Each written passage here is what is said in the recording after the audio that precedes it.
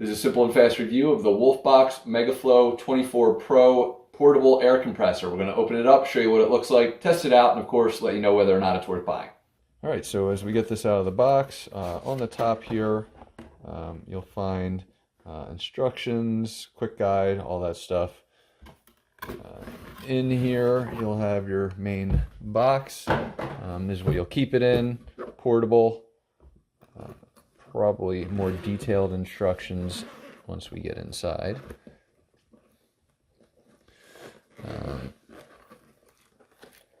Yep, there they are.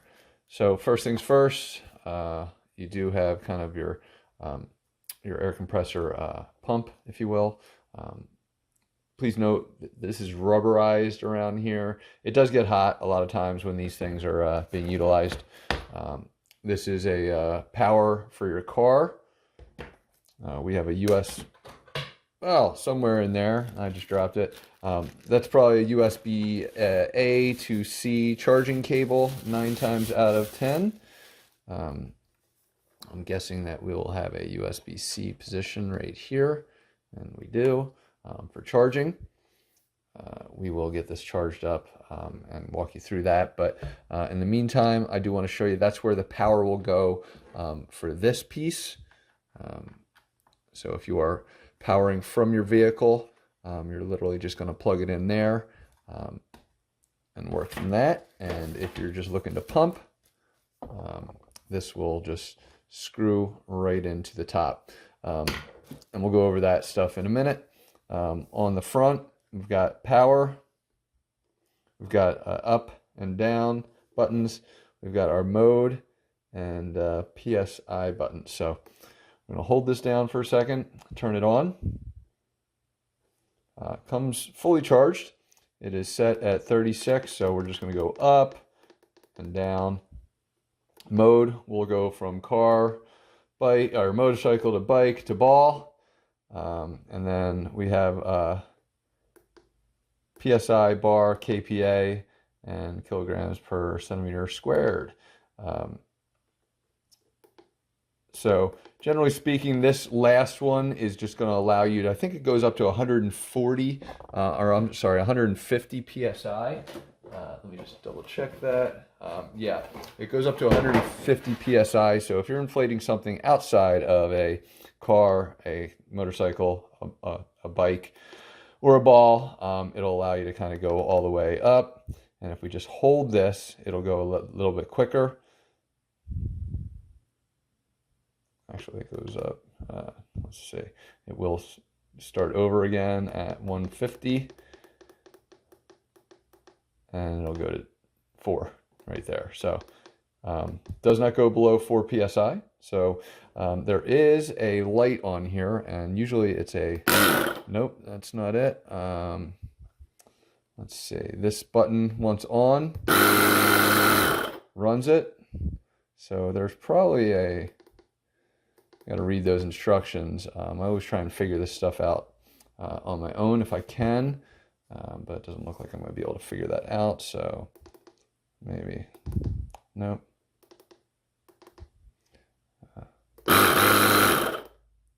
Maybe holding it, nope.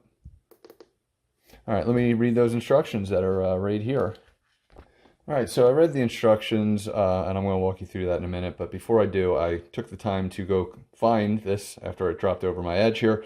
And that is a USB-C to USB-C charging cable, just to clarify. That is very different than USB-A to C. Anyway, so talking about the light, I was close. I was trying to double press this. So we're going to just hold this for 2 seconds, turn it back on, and then we're going to hold this down, the PSI button, for 2 seconds. And there's our light. And then from there, we can press it once and we'll get into our SOS. And then we'll have our standard, SOS, and standard. Hold it for 2 more seconds, turn it off. So we're going to just go ahead and charge this up completely. This is a big piece, so I just want to be very clear. There's a lot of juice to it. There's a lot of power to it, and it is a big piece. It's not like a small little pocket-sized charger or anything like that. So something you can throw in the trunk, keep in the garage, stuff like that. going to be heavy in a backpack on a bike or anything like that, so just keep that aware. But we'll go ahead and get this fully charged, even though it's up there. I always like to max it out. And let's just show this actually while we're doing this.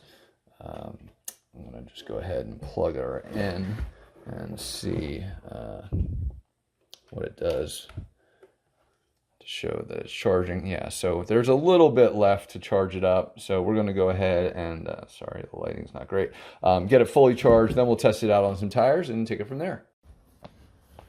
All right, so get it screwed in, latched on.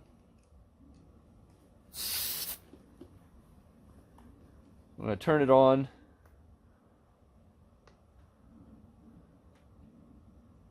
I'll be setting this to, oops, hit the wrong button there, sorry. I'm going to be setting this to 42.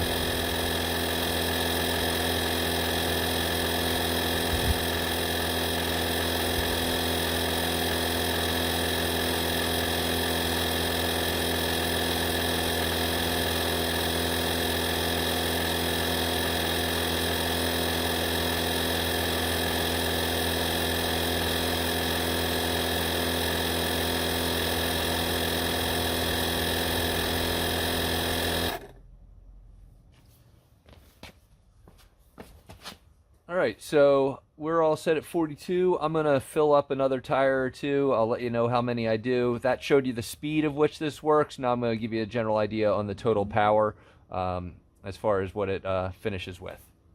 So I just finished up 4 different tires, all ranging from like the 28 to 29 PSI to up to 42. And as you can see, we are at halfway still. Something cool, this was actually blue in the background while it was running. I don't know if that's going to matter or not to you, but I just thought it was kind of cool that it had that color. So this thing's awesome, really good for, not necessarily about the speed. I mean, I thought it was pretty fast still, but to be able to do 4 tires at about 13 PSI each is pretty darn good to still have half the battery left. So to me, definitely worth buying, tons of value. Hopefully this review helped. Thanks for watching.